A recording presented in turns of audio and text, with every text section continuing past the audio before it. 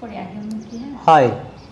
आज मैं बात करने वाला हूँ मेरा बेबी के बारे में। और मेरा बेबी का जो जन्म हुआ उस टाइम जो उसका हाथ पे नाखून था उसके बारे में, और उसमें क्या प्रॉब्लम हुआ मेरा, और किस कंडीशन में मैंने बच्चे को बेबी को नाखून काटा। ये सारे के सारे जो बातें हैं मैं आज डिटेल्स में आपको बताने वाला हूँ। तो बच्चों का जो नाखून होता है वो बहुत ही इम्पोर्टेंट होता है काटना, क्योंकि जब बच्चा होता है तो उसका हाथ में नाखून है क्या नहीं एक बार तुरंत चेक करना चाहिए।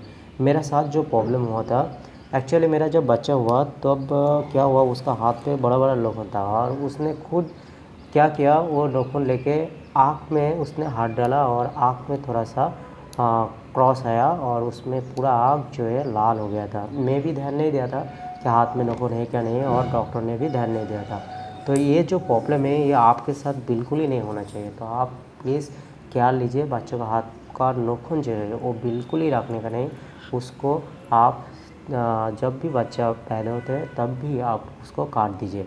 और एक बात, जब बच्चे को नाखून काट रहे हैं तो आपको कुछ सावधानी बरतना चाहिए, क्योंकि बच्चे ज़्यादातर हिलते जुलते रहते हैं और हाथ पार इधर उधर करते रहते हैं, तो हाथ काटने का चांसेस भी, उंगली काटने का चांसेस भी रहते हैं। तो आप थोड़ा केयरली नाखून को काटने का, नाखून काटने के लिए आप ब्लेड बिल्कुल ही यूज़ मत करना।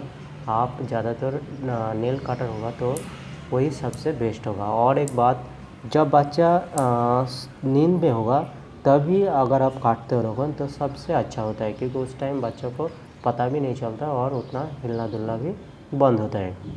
हम बात करने वाला था साथ साथ मामी का भी, क्योंकि बच्चों को ज़्यादातर मामी लोगों ने लेते हैं। और प्रॉब्लम ये होता है कि आज का फैशन हो गया मामी लोगों का कि हाथ में बड़ा बड़ा नाखून रखने का।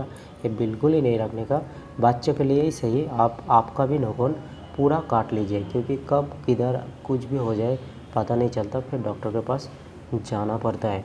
तो आप इतना ध्यान रखिए बच्चे का, और नाखून काटने लीजिए। नाखून काटने का बहुत सारा फ़ायदा है, क्योंकि नाखून में बहुत सारा गंदगी भी रहता है, और वो गंदगी अगर बच्चा मुंह पे देता है, नाखून ज़्यादातर उंगली जो है, बच्चों का जो उंगली है वो मुंह पे डालता है और चूसते रहता है, तो क्या है, नाखून के जो भी गंदगी होता है वो पूरा का पूरा पेट पे जाता है। फिर पेट में क्या होता है, उसका गैस होता है, टॉयलेट भी ठीक ठाक नहीं होता। तो ये जो सारे कारण हैं, इसके लिए आप नाखून को ज़रूर काटिए। नाखून नहीं काटोगे तो बहुत सारा प्रॉब्लम होता है, बच्चा का हेल्थ भी ख़राब हो सकता है। तो थैंक यू, इतना ही है आज का वीडियो।